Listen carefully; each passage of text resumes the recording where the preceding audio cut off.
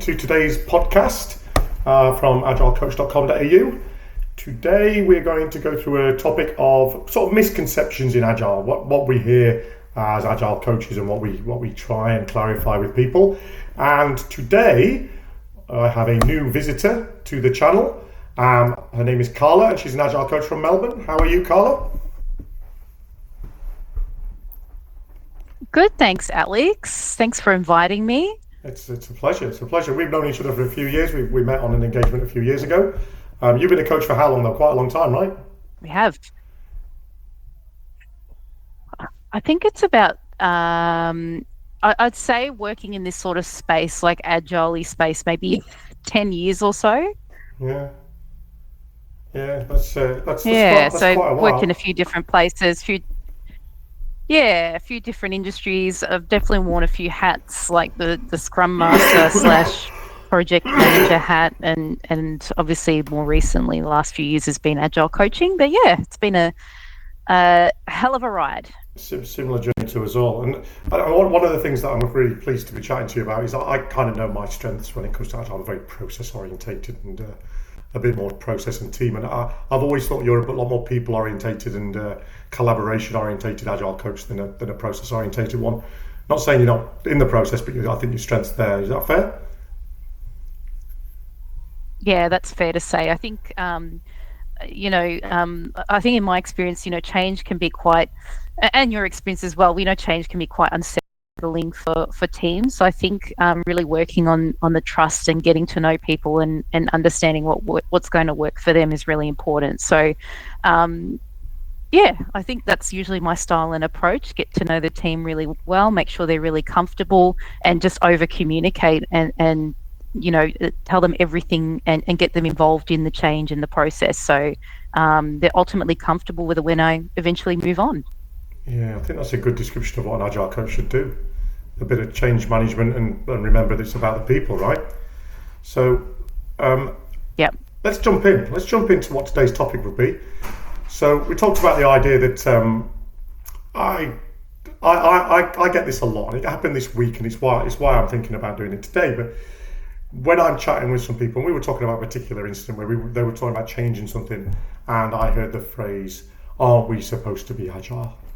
used in a context that made me go, "Is that what you think agile is?" And I go, maybe I should address that. And is that something as a coach first of all, do you always have to address that? And when you do, what's the sort of route you go down? I think I'll be honest with you. I know there's even Agile in my title.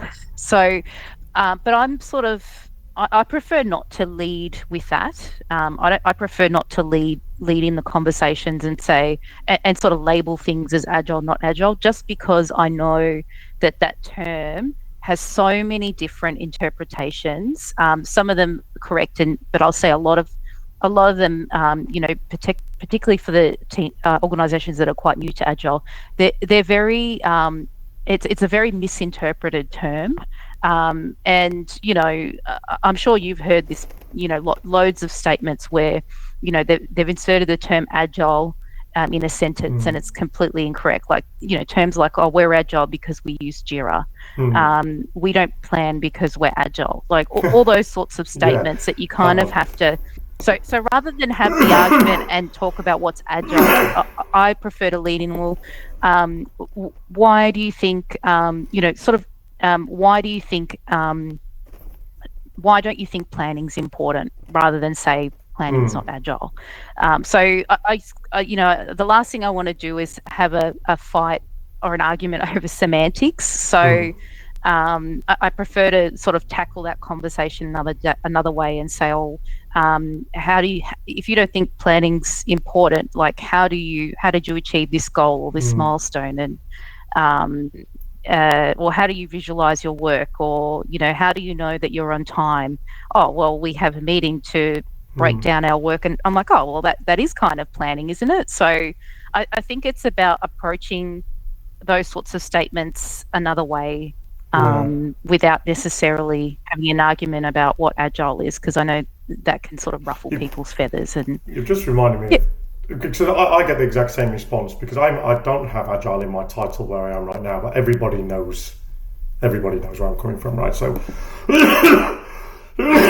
when I had a meeting even this week where I'm with a project manager and I'm suggesting, in this instance, it was why don't we break the features down and deliver them as we know more about them rather than get them all ready and deliver them all at once or start them all at once. And the initial response was, no, we're not going to do that. And you could tell, and I wasn't surprised because he knew the way I was coming from. He wants to work the agile way. And then when we actually got through the meeting, about 40 minutes later, the problem was we weren't going to be able to finish doing them all because obviously you haven't got time to do all of your discovery up front. And so he said, well, we'll take the first two into development then. And I was like, so we are going to be working that way. But because it was the decision of the project manager to not call it agile and to be the way through. So what that kind of reminds me of what you were saying is so many people work in a good way, which is kind of the way that agile advocates work it anyway. But if you put the agile tag on it, that might put people off. Yes. Yeah. Absolutely. And from the early days, I think agile and flexible are a bit. They're very close meanings, and sometimes people go, "Oh, doesn't it just mean flexible?" And then they try to use that as a way to get things to work a certain way. So, what are the sort of things? What are the sort of things where you might actually use the word agile? Have you found yourself using that recently? Because I'm the same as you. I try not to use the A word at all. I'll be honest with you, I try not to use it at all. I use it very, very rarely, unless I'm sort of asked to talk about it. I just think, just because of the way it's been misconstrued, or people have heard something and hung on to that, and they have a misinterpretation of what it actually is. I think, and a lot of coaches will say this, like agile has just been so over decorated as a term. And, something that I sort of, keep close to is the real essence of agile. And I'm sure you've seen it before, like the agile compass, collaborate, deliver, reflect, and improve, like the heart of agile. That's what I was trying to think of. That's what I think we've I think so too. It's kind of lost its way a little bit. So that's kind of Coburn, isn't it? It's really good. Yeah. The heart of agile is really good. And if you, that's kind of really getting into more the that's the real essence. Yeah, less about software development and more about leadership, which is kind of the two parts of if I was going to go into what agile is, they're the two pillars of it. Is how people lead and the mindset that you need around that compass. And then there is the software development side, which is where it started, where it's a lot more practice and flow and systems and stuff. But you've got to have both. Yeah. So what would be a myth or something? I'll throw one at you, Alex. Yeah, go on. I was going to throw one at you. I was going to one of my friends who's a coach, her name's Haley. I want to credit her because she sparked the conversation on LinkedIn, Haley Cronin, which was really interesting and got a lot of comments on it. Was she got the statement thrown on her that dates aren't agile.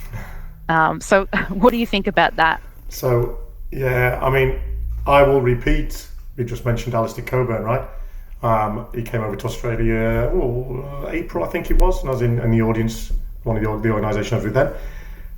This is verbatim what he said: if you have fixed dates, this is the only game in town. And he was talking about, he was really referring to more of a Scrum framework type that he was putting forward. We spent an hour with him. Fixed dates, this is the only game in town. And it is because actually Agile is a fixed date for most of the frameworks that are out there. It's not within the manifesto, for instance, it talks about the idea that we deliver frequently and doesn't talk about fixed dates. Beg your pardon. All of the frameworks, though, all the major ones, Safe, Scrum being the two biggest ones, it's a fixed date framework. And it's absolutely about hitting fixed dates, and the scope is the flexible thing. Whereas the other way of working, if you're going to have only two, is the scope is fixed. And the date is we try. to fix, is what and in reality, what I then find is the date does get fixed and the scope does become the variable. This is my view. If you go for that fixed date without using an agile framework and accepting that you need all of those tools, you try to fix the date, you don't have all of the tools and mechanisms and the mindset of agile, and then what happens is you do flex the scope, but it's not the scope you wanted to flex. It's kind of just what doesn't get done. Yeah. And that's the danger of not accepting the fixed date model that agile brings, or the frameworks. I'm very careful there not to mix frameworks with agile, because Kanban's not fixed date. Yeah. Very agile Kanban, but it's not really the most popular of the frameworks, is it? As much as we all love it. What was your answer? Yeah. What was your answer when you heard that? My mind immediately went to I can see potentially where the person who made that statement may be coming from, and obviously I'm like reading into this, but I think you would have come across this before, and maybe it's the anarchist and all of the agile coaches, where is it really a deadline? Is it really a fixed date? I mean, initially, it's going to be really hard to deliver if everything has a deadline, right? Or a deadline that's not achievable. So I think, I always question, what does the deadline mean? What does the date mean? What are the consequences of missing that date? Particularly when you have a lot of, high priority stuff that has deadlines, and the team sort of questioning or doubting whether it's all achievable. So I do sort of tend to sort of question where deadlines have come from, because that gives the team more information on what the actual priority is. But I would never say that, dates are not agile. I mean, I can't think of anything written anywhere in all the frameworks that say dates aren't agile. I think that's a bit so the best teams a bit fluffy. But prior to any agile coaching and being in delivery teams, I think about the small organisation that was 100 people, and the big organisation that's a $7 billion a year organisation, and both of them had this one thing that was fixed, was deadlines. One of them shipped discs. That's how long ago it was. So that's a very clear deadline. But both of them, when I was working on both high performing teams, the deadline was the sprint, because we were going to release something at the end of the sprint. What we got in there was flexible. We never. But what I think fails is when you start putting in big deadlines. So you say there's a deadline for, well, we're in November now. There's a deadline for May. That's just not going to work. Yeah. Yeah. We sometimes forget the terminology that's been given by our forebears that have decided this. Sprint to it, and forget about the marathon. I think sprint might be a bit harsh because it's not sustainable, but move at pace to the next short deadline, rather than trying to run a marathon, because running a marathon is tough. So, but everyone can do that short sprint. So, that's the deadline I bring to my team. Forget about long term, but set yourself some goals for this next meeting. The small 100 company, it was really good. The owner would join. So the deadline was every 2 weeks. You had a review where the owner was coming in. So, and he was such an agile mindset kind of guy. He didn't mind that you weren't finished. He didn't mind. He could see that you'd got some stuff done. He could see where the promise was. He would then, and the head of sales would come in, and the head of sales could go, I can with confidence go back to the customers. So the four big media companies were the customers.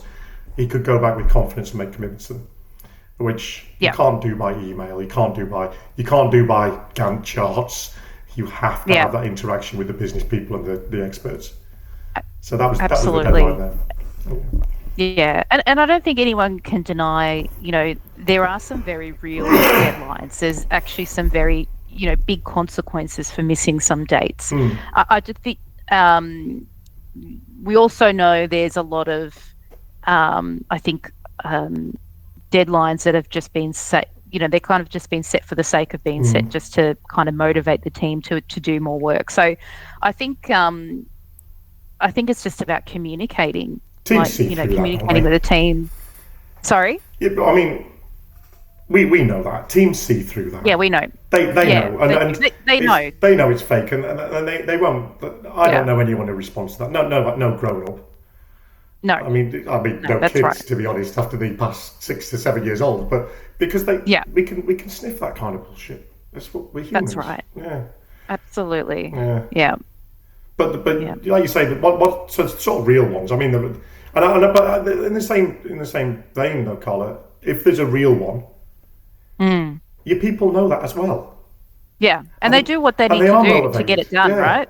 those real ones are Provided good. you've Yeah, got the good culture, yeah. you've got the team, the right, you're in the right team, it's a Mm, supportive environment, it's got all those things. Like, I've worked in some fantastic teams where we've mm, done what we needed to do. Sometimes it needed, we're doing a failover that had to happen over outside business hours. We came in on a Saturday and we mm, made a day of it. Like, we all yeah. shouted everyone lunch, we had a celebration afterwards. So, when when we're a motivated, high performing team, we'll do what we need to do to deliver Yeah. value. So And yeah, there's satisfaction in that as well.